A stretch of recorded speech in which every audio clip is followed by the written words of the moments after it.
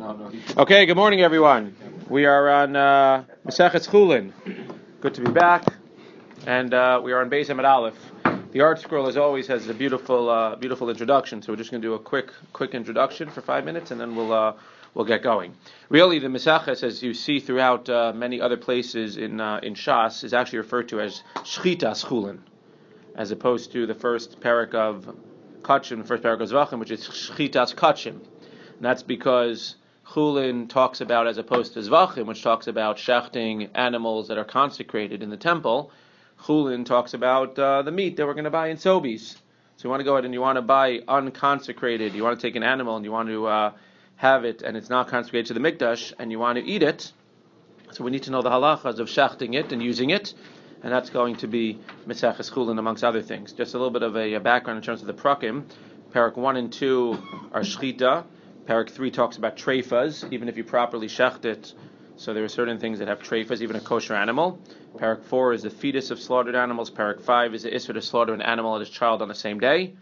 6 is the chiyuv to cover the blood of an animal. 7 is the isser of gid hanasha, which applies to any animal. Parak, we'll see. Kosher, non-kosher, we'll see maybe. Parak 8 is isser to mix meat and milk. That's the basis of basar b'chalav. 9 is the tumah of food and animal carcasses. Again, as opposed to regular meat. If you think about it, meat is meat, but meat is not metame if it was shechted properly. If it's not shechted properly, if it just dies, then it's metame. Parak 10 is the chiyuv to give certain things to a kohen, as is Parak 11, and Parak 12 is shiluach hakein. There are certain things, even though they are kosher animals, there are certain things that are prohibited in a kosher animal as well. We know that even if the animal is kosher, Eiver min hachai is prohibited, and that's for a non-Jew as well. You can't give a non-Jew Eiver min hachai, because that's one of the Shev Mitzvos B'nai Noach. A treifa, if a kosher animal has a certain mortal defect, whether you see it before you shecht it or after, you can't eat it. And a nevela, if a kosher animal just dies, if it naturally dies, if it's killed in a way besides for a proper shechita, it cannot be eaten, and it's a source of tumah. We're going to talk a little bit about the shechita itself. The shechita consists of cutting through the majority of the animal's kana and veishet, literally called the veishet. You hope people say veshet, it's really a kana and the veishet. The trachea / windpipe is the kana, and the veishet is the esophagus / food pipe. You have to cut through both of those. Together they're known as the simanim.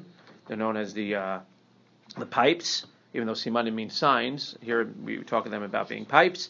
You do the shechita in the front of the neck in a continuous motion without pausing, and you have to slice it. You can't chop it. You can't go like that. You have to actually slice it with a smooth blade. You can't tear the simanim. You have to literally cut them. And that's why, amongst other reasons, there's halach l'Moshe Misinai. Amongst other things, there's 5 invalidations of shechita halach l'Moshe Misinai. Shehiyah, if you pause during the shechita. Drasa, if you press the knife into the neck rather than cutting it back and forth, like a chopping motion. Chalada, which is burrowing, which is poking the knife between the windpipe and the esophagus and then cutting from that part, as opposed to cutting from the side and across. Hagrama is cutting above or below the proper place to cut, and ikr, which is tearing, which is slaughtering again with a nicked knife that will tear the simanim rather than cut them. So it's just a little bit of a introduction. Hakol shochten, again, we'll try to do everything that we can, but as we always remind people, myself very much included, it would be beautiful if we can know all the shakla v'tarya, but we shouldn't get caught up. As we saw, especially with Zvachim and Nachos, don't get caught up in every single shakla v'tarya. If you don't understand exactly 100%, we want to get the general klalos, and we want to walk away from every daf with at least one thing that we didn't understand, hopefully more, but with at least one general klal that we didn't necessarily understand before. And that's what we should be looking for, to pull out things as much as possible. Hakol shochtin u'shchitas kshera. So again, we're talking about an animal for steak, for sobies. So anybody can shecht, and their shchita is kshera. Now anytime it says hakol, in general, hakol is going to be including somebody. So just for argument's sake, there's different opinions in the Gemara. Hakol is going to include, well, for sure, over here it seems like woman, but hakol is going to be including somebody else. For our purposes today, we're going to say that hakol includes a tameh. A tameh person can shecht as well. Because we know that when you deal with kachim, with consecrated stuff, a tamei person can't necessarily shecht. So hakol shochtin, anybody can shecht, including a tamei person. Ushchitas and shera, and their shchita is going to be kasher. Chutz mechere shota v'katan, not a deaf, mute, a shota and a katan. Shema yikalkalu esh shchitasan. Since they might mess up the shchita, therefore they cannot go ahead and shecht. So even though a tummy person can shecht, seemingly as Shlomi is saying, even a woman can shecht, a man, anybody can shecht, not a cheresh shota v'katan. But it's interesting because by Eidos, even women are excluded, and they're considered like a cheresh shota and katan. Right. So the question is, what's the basis? Yeah. So it could be that the basis over there is that it's based on, you have to, right? Eidos is based on one thing, and this is just based on being able to do the shechita properly. Says the Gemara, "V'kulan sheshachtu v'acherim ro'an son." And everyone who shechs and other people are watching them, and it's unclear, is this including a cheresh shota v'katan? Is this including somebody else? Shchita sang shera. That means there's some category of people who will not be able to shech by themselves, but if they're shechting under the watch of other people, then they're going to be, their shchita is going to be kosher. Hakol shochten lechatchilo shchita sang shera dieved. So Gemara says something very interesting. And seemingly, again, I don't know if this is Rav Ashi, this is just a Gemara talking, but Rav Acha B'rei Rav is going to talk to Rav Ashi. And says, if I tell you these four words, Hakol shochten, Ushchita sang shera. If I would just say to you, Hakol shochten, what does that imply? Hakol shochten lechatchila. Anybody can shech lechatchila. Hakol will include the person that we're including, which will include a tamei person. But a tamei person and everybody else, just like everybody else can go ahead and shech lechatchila. Hakol, even a tamei person can shech lechatchila. What does shchita sang shera sound like? That sounds like b'diavad. Once somebody shechs, it's going to be kosher. So the Gemara says the first four words of the Masechta, we thought it's going to get difficult, Chulin. We didn't even get past the first four words without it being difficult. The first two words imply that Hakol Shochtin, that a Tamei person, again, can shech lechatchila. Ushchita sang shera, it sounds like it's only going to be kosher b'diavad if they shecht. Whoever's included in Hakol, again, I'm saying a Tamei person for argument's sake. Amalei Rav Acha B'rei Rav Ashi, v'chol Hakol lechatchilahu. You're assuming the basis of your question, the basis of the fact that you're bothered is that Hakol Shochten, you're assuming Hakol, anytime it says Hakol, whoever it's including, Hakol means Lechatchila. Therefore, how could it be Hakol Shochten Lechatchila, Shchita sang shera, their Shchita is kosher b'diavad after the fact. Elamayata, I'll bring you proofs of places where Hakol is not Lechatchila, is not the, I don't know how to say it, a priori, how do you say it? It's not, Lechatchila means if you come to the rabbi and you say, Rabbi, can I do this? The rabbi says yes. Biddi avad means once I did it. B'diavad means post facto. I go and I say, Rabbi, I did this. Is it okay? And the rabbi probably says no. Says the Gemara, Hakol mamirin. We have, when it says Hakol mamirin, echad anashim ve'echad anashim. Everyone can be mamirin. Who's mamirin? Mamirin tamura. We'll get to tamura. Tamura is that you go ahead and you switch an animal for another animal.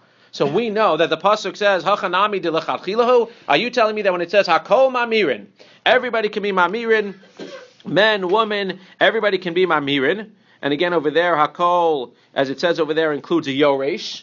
The word Hakol always includes somebody else. It means it could have just said echad hanashim ve'echad anashim can be mamirin. When it says Hakol mamirin, that includes somebody else as well. A yoresh who inherits his father's animal goes ahead and he can be mamirin as well. Are you going to tell me that that's l'chachila, that people should be mamirin? V'haksiv lo yachlifenu v'lo yamiro, so tov b'ra'u rabitov. We know that l'chachila, you go ahead and you don't switch animals. You don't do Tmura. The whole din of switching animals is only b'diavad. Once you do it, maybe we're going to say it's chal sometimes, and sometimes it's not chal, the switch.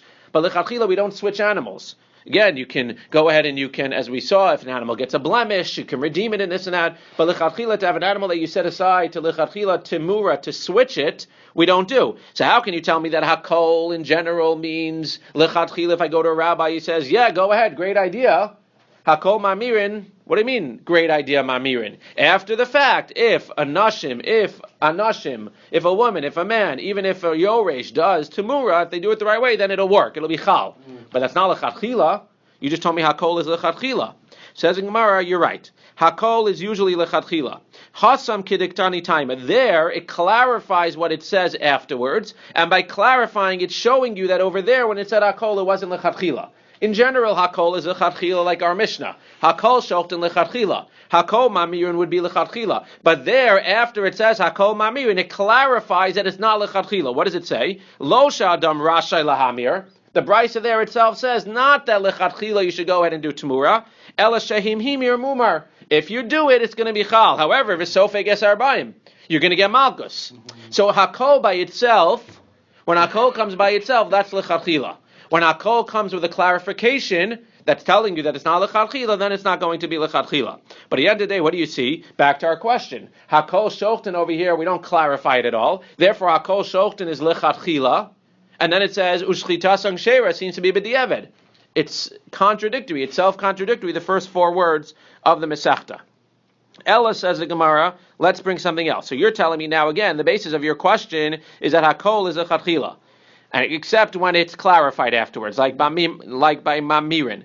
Ella hakol ma'arichin v'nerachin nodrin v'nidarin hachanami delichatchila. We have also where it says hakol ma'arichin v'nerachin nodrin v'nidarin, and again hakol there includes other things as well, maybe a cotton, etc. What does ma'arichin mean? We know that no matter how much you're worth to sell in the marketplace, everybody has a value depending on your gender and depending on your age. There's a certain value that the Torah gives. So if you say, Hare arki alai, my erech, my value in the Torah is on myself, I need to bring that amount to the Beis HaMikdash. Or if I say, Erech ploni alai, your value is on me, I have to go and I have to bring it to Beis HaMikdash. Hakol, everybody is in this category that I can go ahead and I can make myself chayav to bring an erech, and I can use you as the subject of my erech. So hakol ma'arichim v'nerachin, seemingly everyone. Again, it includes certain people, maybe not everyone, but maybe not a katan. But hakol includes, as we see, a person, Rashi says, who's 12 years old in one day, that dvar of kayamin. But hakol ma'arichim v'nerachin, hakol nodrin v'nidarim. Everyone can make a neder of demei alai. Again, maybe not a katan, but whoever it's including can make demei alai or demei ploni alai. A neder that your money, again, your money is what you're worth in the marketplace. Everybody's worth a little bit of money. Right? Kol adam shaveh klum yesh lo damim. Vim amar demei alai or amar acher demei ploni alai nosin lefi mashu nimkar bashuk, etc. So what do you see? It sounds like hakol ma'arichim v'nerachin nodrim v'nidarin. According to what we're saying, that hakol is always a chatchila. It sounds like you could do erechin. You can make pledges based on people's erech or on your own erech. You can make nidarim based on your own value or somebody else's value, even lechatchila. The problem is, hachanami de lechatchila, you tell me that it's lechatchila to make neders. V'haksiv, it says clearly in the pasuk, v'chi tachdal lindor lo yeh b'chachet. If you go ahead and you hold yourself back from making a neder, you don't have a sin. What does that imply? If you make nedarim, you have a chet. Because why? Because you might not keep it. Uchsiv, and it says, tov asher lo tidor mishet tidor v'lo tishalem. Not only is it bad to make sins, it's better not to take a swear than to swear and not pay. V'tanya tov mizeh mizeh she'eno no der kolikar Rabbi Meir. Div Rabbi Meir. You know, even better than swearing and not paying is not swearing at all. So he's saying you have like different categories. It's best, obviously, you shouldn't swear and not pay. He's saying that swearing and paying is on a lower level than not swearing at all, according to Rabbi Meir. Best thing is not to swear at all. Mm-hmm. Swearing and paying we can't really give you a hard time for, because you swore and you paid for it. You fulfilled your swear. Mm-hmm. But it's better not to swear at all, says Rabbi Meir. Rabbi Yehuda says no. Tov mizel mizeh no dir mishalim. No. Better than not swearing at all is swearing and paying. Because if you're swearing, seemingly you'll encourage yourself to do what you're supposed to do. But afilu Rabbi Yehuda lo ka'amar, even Rabbi Yehuda says, Ella ba'omer harezu. When Rabbi Yehuda says it's better to swear and to pay, that's only when you say harezu. When I say example, again, if I say harezu alai, this animal is on me. Remember what we said at the end of Menachos, everything's connected. Harezu, what happens if it gets lost or stolen? If it's harezu, I'm not chayiv b'achriyusa. If I say harei alai, that I'm chayiv to bring a certain amount of money, then if I had in mind a certain animal, it gets stolen or it gets or it dies, I have to go ahead and find another animal, find something else. That's where we're nervous that I'm not going to be able to find something else. So he's saying if you're going to take a neder, it's best to say harei. Best to say Harei Zev. Harei Zev, if I say this specific sitter is going to the Mikdash, and then it gets lost or stolen, I'm not chayiv b'achriyusa. So Rabbi Yehuda, who says, Tov mizeh no der mishalem, that better than not taking a shvua is to take a shvua and to pay, that's only when you say Harei Zev. That's only when you talk about something specific and you take a neder to give this specific thing. He says that's the best situation, because there, worst comes to worst, it gets lost, it gets stolen, you're not going to be chayiv. But even Rabbi Yehuda agrees that it's best not just to take a regular neder and say neder on myself. So again, it comes out that there's different categories. Everybody agrees the worst category is taking a neder and not paying. Right. The question is it better to take a neder and pay, or not take a neder at all? So originally we thought Rabbi Meir says better not take a neder at all. Rabbi Yehuda says better to take a neder and pay. We're saying no. Even Rabbi Yehuda agrees that in a regular case, better not to take a neder at all. The only time he would say it's better to take a neder and pay is when you have a specific item in mind. Then it'll encourage you to give it. And worst comes to worst situation, you make the neder and it dies or it's stolen, you're not going to be chayiv anyway to replace it. That's just the halacha. Okay. You have to replay again. You have to bring other money, etc. But because if you say harei zeh, you're saying this specific thing is alai. So if something happens on us where it dies or it's stolen, it's not your fault. If I say I'm taking $100 on myself to give, and you had this in mind, and then this gets lost or stolen, well, we say it wasn't specifically this. You might have had this in mind, but you didn't say Harei Zeh, therefore the $100. Now we're worried you're not going to have anywhere to get the $100 from. But if Harei Zeh, so worse comes to worse, if the thing you had in mind, you're not Chayiv B'Achus, you're not responsible to replace it. But it comes out that even according to Rabbi Yehuda, that's only that specific case. But he would agree that in general, better not to take Nedarim. It's better not to take a swear than even to take a swear and pay. So what do you see though? It says in that brisa, Hakol ma'arichin v'nerachin, Hakol nidarin nodrin v'nidarin. You clearly see that the word Hakol again does not mean lechatchila across the board. Hakol b'di'evet, if you take a neder, it's going to be chal. So you clearly see that Hakol doesn't necessarily mean lechatchila. So now we're good. Because we thought Hakol always means lechatchila, except when it's clarified, like the case of Tamura. But now we're showing that Hakol doesn't always mean lechatchila. Hakol can mean b'di'evet, and therefore it comes out in our Mishnah, as we'll see in a second, it comes out Hakol shochtin u'shchitas and kshera is totally b'di'evet. That a treifa, again, who we're including in Hakol shochtin, is only b'di'evet. Aval amar harei alai lo. If you say harei alai, even Rabbi Yehuda will agree harei alai, better not to take the neder at all. And therefore, again, it comes out that at this point of the Gemara, we've answered the question. It seems to be self-contradictory. Hakol shochtin lechatchila u'shchitas and kshera. And again, we said Hakol is including who? Is including a treif, is including a tamei person. A tamei person lechatchila can shecht. Ushchitas and kshera, it's only kasher b'di'evet, it's self-contradictory. It says the Gemara, no, Hakol, as we just saw from Neder, is not always lechatchila. The Gemara is going to ask in a second. It seems to be something that doesn't make sense. But in essence, what the Gemara is saying is Hakol shochtin ushchitas and kshera.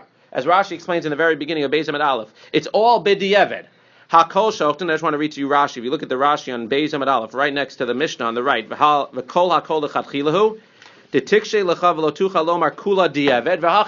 is how you'd read it now that we're set up that it's all b'di'evet. Hakol Torah shchita noheges behen. Everyone the Torah shchita noheges behen she'im shachtu osan hapsulin demisrabe. That if these people who are pasul go ahead and they shech tehei shchitas and kshera. The Gemara is going to ask in a second. It's still a weird lashon. But at this point, the Gemara is saying Hakol shochtin u'shchitas and kshera is one sentence. It's not two different things. This guy's lechatchila, but he's also b'di'evet. It's that his guy is only b'di'evet. So at this point of the Gemara, we're saying a person who is tamei. Again, the Gemara didn't say this yet, but I am just making it easier to understand because the Gemara is going to say it. A person who is tamei b'di'evet, if he shech, is going to be fine. But lechatchila, if he asked a rabbi, ab tamei, can I shech for sobis? The answer is going to be no. That's how we read the Mishnah so far. But Hakol, therefore, we see Hakol sometimes means, at this point, we're assuming Hakol sometimes means, or right now, as we've seen, Hakol only means b'di'evet. So now the question is, says the Gemara, V'chol Hakol lav l'chadchilahu. Right now, you're assuming in the Gemara that Hakol doesn't mean l'chadchila ever. Well, that's going to be a little bit of a problem. Why? Ela Hakol chayavim b'sukkah. Who does that include? Rashi says Hakol, again, the word Hakol always includes something. Hakol is a katan who doesn't need their mother anymore. V'hakol chayavim b'tzitzis. That includes a katan who knows how to put it on. Right, that's why you have to put on tzitzis on a katan who even they're not bar mitzvah. So they're all chayav hachanami delav l'chachila. According to your svara, that Hakol is only b'di'evet. So you're going to tell me that b'di'evet, a person, and again, Hakol doesn't just include the katan, it includes everybody. So he's saying all of us, we're only chayav and tzitzis b'di'evet. Can't be. Hachanami delav l'chachila. Says Gemara, no. When it says the word chayavin lo kayamina, when it says Hakol with the word chayavin, that's l'chachila. But Hakol by itself could be b'di'evet. It says the Gemara, it can't be. Elameata. Because you have a proof, Hakol somchin. It says everyone does smicha. Echad hanashim ve'echad hanashim. Men and women, and who's Hakol there including? Rashi says a yoresh, if you inherit an animal. Everybody does smicha. Hachanami delav l'chadchila. You tell me that smicha in general is not l'chadchila? The pasuk says, v'haksiv v'samach yado v'nirtza alav v'samach yado arosh ha'olah v'nirtza lo l'chaper alav. Says the Gemara, I admit it. You got me. You're right. Ika Hakol l'chadchila ve'ika Hakol diavad. You have Hakol that's lechatchila, and you have Hakol that's diavad. And that's how it comes out. Sometimes the word Hakol is lechatchila, sometimes the word Hakol is b'diavad. Clearly by Hakol chayavim b'sukkah, Hakol chayavim b'tzitzis, that's lechatchila. Whoever it's including as well. Everyone, and then including the katan as well. When it says Hakol somchin, that's lechatchila. When it says Hakol nodrin, that's b'diavad. When it says Hakol mamirin, that's b'diavad. What's our Mishnah? Hakol shochtin u'shchitas and kshera. At this point in the Gemara, it's b'diavad. Because if it was a chadchila Hakol, then you have a self-contradictory statement in the Mishnah. But if you could learn Hakol either way, so now our Mishnah is Hakol shochtin u'shchitas and kshera. It's talking about a tamei person doing the shchita, and b'di'evet it's going to be kosher. The language is a little bit off, as we'll see in a second, because even then the language, it's like saying the language twice. But we'll see that in 1 second. So the Gemara says, you had a question? Well, it just seems like it's mixing up two issues, because Hakol deals with the people, the categories of people, and when it talks about Nidarim, it deals with whether you should make a neder in the first place. But all people are still equal. No, the point is that Hakol serves, you're making a good point, but Hakol serves two purposes. Hakol, whenever it says Hakol, that by definition includes somebody that wouldn't have been included otherwise. But Hakol, the Gemara's whole discussion here is that the word Hakol, in general, when it comes, we thought maybe meant lechatchila. Anytime it says Hakol, that we meant lechatchila. We're saying Hakol, you can't read into Hakol. So at this point of the Gemara, anytime it says Hakol, you can't read into it whether it's lechatchila or b'diavad. The only thing you can read into Hakol is that anytime you see the word Hakol, it's clearly including somebody that you would not have thought would be included. That's all the Gemara is saying. But now what comes out is that you have Hakol that's Achila, Hakol that's B'diavad. Our Mishnah is Hakol B'diavad, like the Mamirin, like the Nedarim. And Hakol of Tzitzis and Hakol of Smicha is L'chadchila. Ela Hakol Dehacha Mimai De L'chadchila Hu De Tikshi L'chad Dilma Diavad Hu V'lo Tikshi L'chad, like I just said. Our Hakol, you only have a problem if our Hakol is L'chadchila, then the Mishnah is self-contradictory. But if Hakol is B'diavad, then we're good to go. Amar Lei, so that's one answer. So one answer to our Mishnah is that the Mishnah is totally b'diavad, and it's talking about a tamei person, as we'll see in a second, and b'diavad, he's able to shecht. But that would mean, again, halacha l'maisa, it comes out as a big nafkamina, because right now, halacha l'maisa, if I asked you, right now, if we stop this Gemara, halacha l'maisa, a tamei person, which is all of us today, b'diavad, you can shecht. It means unless somebody is totally tahor, they can't shech. That means that all, again, this isn't just me thinking, but this means that all shchita today would be b'diavad. Oh, so you're saying... If in fact you learn the Mishnah as being hakol shochtin, even a tamei person, that means all shchita today, everybody's tamei, that means everybody today would be b'diavad. The Gemara is going to say, well, we're not going to learn the Mishnah as being totally b'diavad. Let's see why. Amar lei, ana shchita sang sheira kashali. Yeah, you're right. But the Gemara says, ana shchita sang kashali. Midiktani shchitas and shera diavan miklal dehakol lechatchilahu. Ti diavat harti diavat lamali. The Gemara says it's very nice pshat that you're giving. I understand why you're bothered by the fact that hakol shoktin implies that lechatchilahu shchitas and shera is b'diavet. Therefore, you're going to learn the whole Mishnah as being b'diavet. But the lashon still doesn't make sense. Because if you're learning the whole lashon, if you're learning the whole Mishnah as being b'diavet, it still seems to be very superfluous. Hakol shoktin b'diavet u'shchitas and shera b'diavet. What do you have to tell me so many words? Why do you have to tell me these 4 words? What should it have said? Rashi says, Shchitat hakol kashera. The shchita of everyone is kasher. Chutz mechereshot devekatan. And that sounds like what? Shchitas hakol kashera b'diavad. On a b'diavad level, it's going to be kasher. So what do you have to go ahead and say? Hakol shoktin u'shchitas kashera. Even if you're telling me the whole Brisis and the whole Mishnah is talking about b'diavad, it just seems to be a weird way to speak. Or you should just speak the way that it speaks by Nadarin. Hakol shoktin. What do you tell me? Hakol shoktin u'shchitas kashera.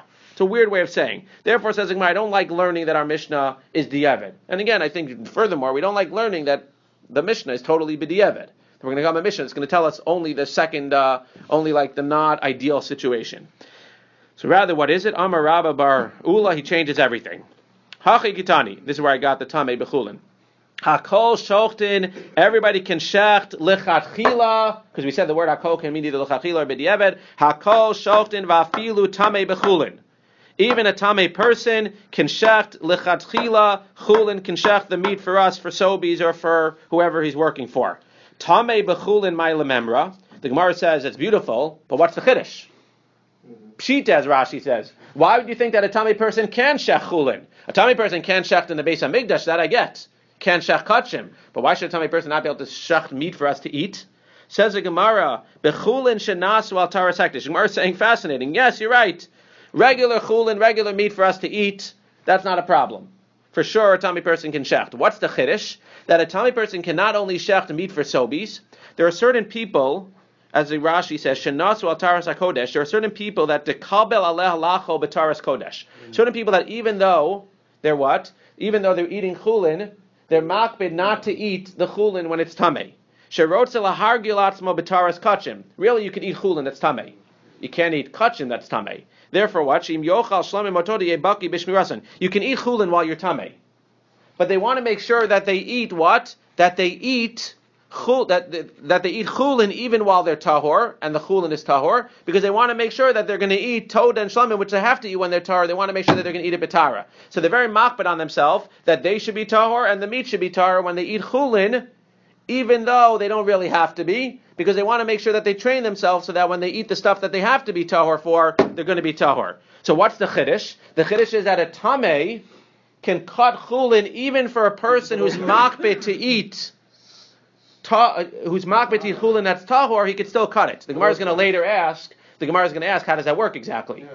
He's going to go ahead and what? Clearly, as we'll see in 1 second, he can't touch the animal. Right. Because if he touches the animal, then the animal by definition becomes tummy when it kills it. The Gemara is going to ask later, why by definition by him holding the knife? Even if you tell me he doesn't touch the animal, as we'll see in a second, the Gemara is going to ask, as soon as he holds the knife should become tameh, and when he cuts the chulin, it should become tameh as well. Again, for a regular person who goes into sobi, not a problem. But a person who's makbid to eat the chulin that's tahor, when he's tahor, to train himself, so then he shouldn't be able to eat it by tameh. But let's assume that the knife doesn't become tameh for some reason. But at the end of the day, what are we saying here? The chiddush of our Mishnah, hakol shochtin, is telling me that a tameh person can shech chulin, even if for a person who only eats chulin when it's kodesh, when he treats it like kodesh. Ukesavar chulin shenasu al taras kodesh ke kodesh damu. We know that a person, if you want to treat chulin like kodesh, it becomes like kodesh. Keitzad oseh. So how does this person who's tameh shech something if he wants to keep the chulin tahor? If he touches it, it's going to become tameh. Maybe suck in arucha. He takes a long knife. V'shochi ba kadesh lo yiga bebasar. And he shechs it that he won't have to touch the basar. It's interesting. You remember, we used to have the long knife because there were certain places in the temple that certain people couldn't stand. So you needed the long knife to stand in one place so that you don't walk into the other place. Here, it's not what we're using it for. Here, we're using the long knife so that he doesn't have to what? Touch it. I don't know how long. Here, he's using the long knife so that he doesn't have to go ahead and touch the animal itself. So therefore, you have the chiddush. The knife, holding the knife, touching the animal. So again, the Gemara is going to ask later that holding the knife and then cutting the animal with the knife that a tamei person is holding, the Gemara is assuming at this point is not going to make the animal tamei. It's just if he touches the animal. So now, if he doesn't have a long knife, it sounds like he needs to touch the animal with the short knife. If he has the long knife, he could do it somehow without touching the animal. So the chiddush of our Mishnah is hakol shochtin. Anybody can shecht, even a tamei person can shech chulin, even for what? Even for a person he could even prepare it on the level of tara of kodesh. That's the chiddush of our Mishnah. That's the first 2 words of our Mishnah. A lot on the first 2 words. Says the Gemara, uvimukdashim lo yishchot. But a tamei person cannot shecht kachim. He can't shecht kachim. I mean, even though we're treating chulin like kachim, because a guy is accepting upon himself to only eat chulin that's kodesh, he can't shech kachim. Why? Because if something happens, if something goes wrong with the chulin, worst case scenario, the guy was makbet not to eat it, but at the end of the day, big deal. It was chulin, it became, if the chulin becomes, if it becomes tamei from this guy, if he happens to touch it, everybody else can eat it, and even if this guy eats it, it's just a chumrah that he's taken upon himself. But if a tamei guy starts shechting kachim, and by accident he touches it, what happens? He's got a problem. Shema yiga bebasar, as Rashi says, uvimukdashin on the left, a little bit down. Lechalchila lo yishchod vafilu besachan arucha kevan demuzar min haTorah shelo yitamei. Since it's also d'oraisa to be metamei the meat of kachim, as it says, vani hinei natati lechatz mishmeres trumosai, alma ba'inan shmira, etc. Gazer behu rabbanon lechatchila. Therefore, even if you're going to use a big knife, lechatchila you can't use a big knife because we're afraid you're going to touch it. Therefore, what? Ve'im shachad ve'omar bara li shelo nagati. But if the tamei guy shechs kachim, and after the fact he says, I'm positive that I didn't touch it, and I used a big knife, shchita so kshera chutz mechei reshote v'katan. Da'afilu bechulin grade diavad nami lo shema yishu shema yidrusu shema yachlidu. If he says that I didn't touch it, the shchita of kachim even b'diavad will be kosher, except for a chereshote v'katan who's all the way on the other extreme. A chereshote v'katan can't even shech chulin. For sure they can shech kachim, they can't even shech chulin. Why not? For 3 of the 5 things that I mentioned before. Why? Shema yishu, maybe they're going to pause in the middle. Shema yidrusu, maybe they're going to go ahead and they're going to take it and chop it instead of going like that. V'shema yachlidu, and maybe they're going to again poke the knife between the veshet and the kaneh. So what's the Gemara? Flip back for a second. I want to understand this. Hakol shochtin, what's that talking about? Lechatchilahu. Hakol shochtin, a tamei person, lechatchila, can shecht what? Can shecht chulin, even for a person who's makpetit chulin betara, as long as he's using a long knife. Ushchita sang kshera, who's that talking about? A tamei person who shechs not chulin, who shechs kachim, b'di'evet shchitasam will be kshera as long as after the fact he goes ahead and he says what? That I didn't touch the meat. So now we don't have a problem, because now we have two different cases. It's talking about the same person, a tamei person, but it's two separate cases. One of them is talking about lechatchila shechting chulin, even for keeping it tahor, and the other one is talking about shechting kachim. Chutz mecheres shotev v'katan shema yikalkal eshchitas, and they can't even shech chulin. Because they may mess up. Beautiful. Problem is that the Mishnah doesn't end. What does it mean now? V'kulan sheshachtu v'acherin roen osan shchitas and kshera. Anybody who shechs and other people watch them, they're shchitas kshera. Who's that? Is that talking about the cheresh shotev v'katan? Seemingly not. Maybe yes. Who's it talking about? It's talking about the tamei person. What does he need somebody watching him? Even if he doesn't have somebody watching him, it's going to be fine after the fact. So who's it talking about? Must be kids. Must be the woman. I don't know. Let's see. Says the Gemara. Says the Gemara, V'kulan sheshachtu, the next two words in the Mishnah, ahai, who's it talking about? Eilima acheresh shotev v'katan de'alakai. If it's talking about the cheresh shotev v'katan who we were just talking about, v'im shachtu mi bayalei. Understand, if it was talking about the cheresh shotev v'katan, what should the Mishnah have said? Hakol shochten u'shchitasan kshera, chutz me cheresh shotev v'katan shema yikalkul eshchitasan. That what? We're talking about a cheresh shotev v'katan who can't shech chulin. And what? V'im shachtu, it should have said, if the cheresh shotev v'katan shechs and acher marona b'okshera. It doesn't say that. It says, v'kulan sheshachtu. It seems to be, we're not talking about cheresh shotev v'katan. Now we're talking about somebody else. So it sounds like cheresh shotev v'katan are out no matter what. They're out for everything. They're out even for chulin, and for sure for kachim, and even if somebody's watching them. Hard for me to understand exactly. Why should they be out if somebody's watching them? But it seems like we're worried that even if somebody's watching them, it's going to be a problem. So who's v'chulan sheshachtu? Who's it talking about then? If it's not the cheresh shotev v'katan, who's it talking about? Says the Gemara, it could be the tamei person. Like Shlomi says, ela tamei b'chulin. The problem is, ha'amarta lechatchila nami shachit. If you're talking about a tamei shechting chulin, what does he need somebody watching him for? We just said he could shech chulin by himself without anybody watching. Ve'ela tamei b'mukdashim. Maybe it's talking about a tamei person who's shechting kachim. Well, what else does he doesn't need somebody watching him either. What did we say? He's believed to say, Bibari li sagi. He's believed to say, says the Gemara, no, you want to know the case? Dilese kaman dinishyale. The guy thinks he wants to be a butcher. You go through all of college, I want to be a butcher. He shows up the first day on the job, he shechs the first animal, he says, this is not for me. And he runs away. And he's a tamei. So what do? Do we say that he just shechted what? He just shechted chulin, not a problem. He just shechted mukdashim. He shows up at the temple, let's say. He just shechs mukdashim. We can't ask him. The guy's he's scarred for life. He ran away. So how do we treat this mukdashim? Says the Gemara, well, kulan sheshachtu v'acherin roeno so shchitasan kshera. If somebody was watching him and somebody saw him do it, and if they have edus and they saw him do it, and they saw that what? They saw that he didn't touch the animal, because he was tamei, he didn't touch the animal, then the kachim is going to be okay. So again, chulin, lechatchila, he can go ahead, a tamei person can shecht. Obviously, if he touches the animal, the chulin guy, if he touches the animal, then a person who's makbid on tahara is not going to be able to eat it. But a chulin, lechatchila, tamei person can shecht. A chulin, a tamei person, lechatchila, cannot shecht kachim, because of the gzeira. B'diavad, if he shechs kachim, it's okay. And even if he shechted the kachim, again, b'diavad, if he shechs kachim and says barili that I didn't touch it, it's okay. Or if other people watch him, even if he doesn't say barili, b'diavad, it's going to be okay. But again, l'chatchila, a tamei person cannot shech kachim, he can only shecht chulin. Says the Gemara. Talking about the tamei guy where people watch when he takes off? That's what we're saying. The tamei person. That's what the Gemara says. Ella atamei b'mukdashim.